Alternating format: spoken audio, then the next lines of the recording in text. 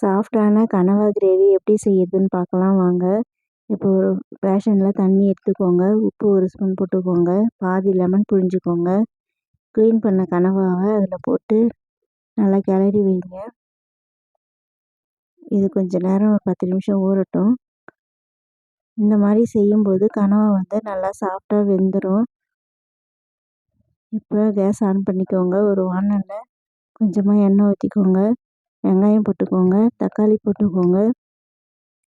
இஞ்சி பூண்டு போட்டுக்கோங்க. இப்போ இதை நல்லா கிளறி விட்டுக்கோங்க. பச்சை மிளகாய் போட்டுங்க. இப்போ இது கொஞ்சம் நேரம் வணங்கட்டும். தேவையான அளவு உப்பு போட்டுக்கோங்க. தனியாத்தூள் கொஞ்சம், மிளகாய் தூள் கொஞ்சம் போட்டுங்க. இப்போ இது நல்லா கிளறி விடுங்க. இது வணங்கட்டும். வணங்கின உடனே கனவாவை எடுத்து இதில் போட்டுடலாம். இது கொஞ்சம் நேரம் நல்லா கிளறி விடுங்க. மஞ்சத்தூள் கொஞ்சம் சேர்த்துக்கலாம்.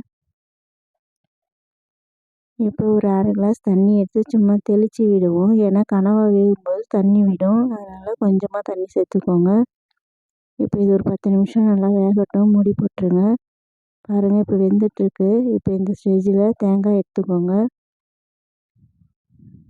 1 ஸ்பூன் பெருஞ்சீரகம் எடுத்துக்கோங்க. 1 ஸ்பூன் பொட்டுக்கடலை எடுத்துக்கோங்க. இப்போ இதை அரைச்சிட்டு வந்துடலாம். இப்போ இந்த அரைச்ச தேங்காயை இப்போ வானலில் சேர்த்துக்கலாம். கொஞ்சமாக தண்ணி விட்டு சேர்த்துக்கோங்க. இப்போ இதை நல்லா கிளறி விட்டு இது ஒரு 10 நிமிஷம் வேகட்டும். இப்போது ஒரு கடாயில் எண்ணெய் ஊற்றி கடுகு போட்டு கருவேப்பிலை கொத்தமல்லி போட்டு தாளிச்சிக்கலாம். இப்போ பாருங்கள் சூப்பராக கிரேவி ரெடி ஆயிடுச்சு. நல்லா தளன்னு சாஃப்டாக டேஸ்டியாக ரெடி ஆயிடுச்சு.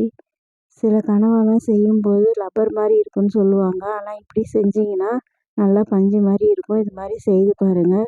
இதை மாதிரி செய்து பாருங்கள். உங்கள் வீட்டில் உள்ளவங்களாம் உங்கள் பின்னாடியே சுற்றுவாங்க. நீ எப்போ இதை செஞ்சு தருவீங்கன்னு அவங்களோட எதிர்பார்த்துட்ருப்பாங்க. என் சேனலுக்கு லைக் பண்ணுங்கள், ஷேர் பண்ணுங்கள், சப்ஸ்கிரைப் பண்ணுங்கள்.